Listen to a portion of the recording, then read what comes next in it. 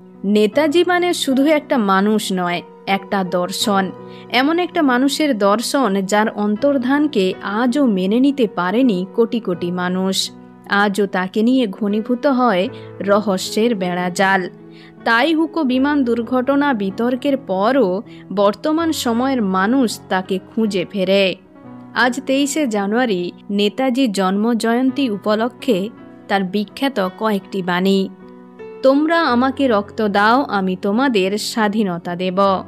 একটা আদর্শকে খাড়া করতে একজন মরে যেতে পারে, কিন্তু তার মৃত্যুর পর সেই আদর্শ নিজে থেকেই হাজার হাজার মানুষের আধ্যাত্মিক চেতনাকে জাগিয়ে তোলে।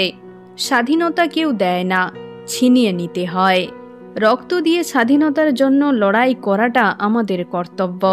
যে স্বাধীনতা আত্মত্যাগ ও শারীরিক পরিশ্রমের মধ্য দিয়ে অর্জন করা যাবে, তাকে আমরা আমাদের শক্তি দিয়ে রক্ষা করার মতো স্বাবলম্বী হব।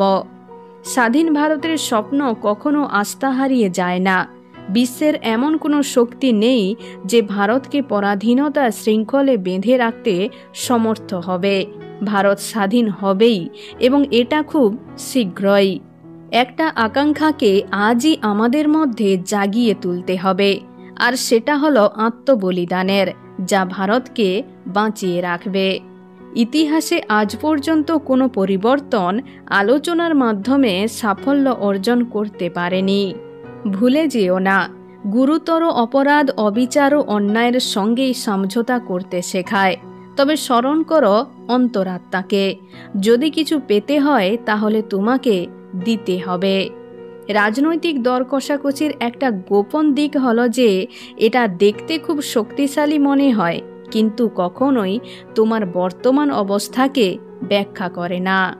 দৃঢ় প্রতিজ্ঞ, জাতীয়তাবোধ, সঠিক বিচার ও ন্যায়ের আদর্শই ইন্ডিয়ান আর্মি অব লিবারেশনকে তৈরি করতে হবে।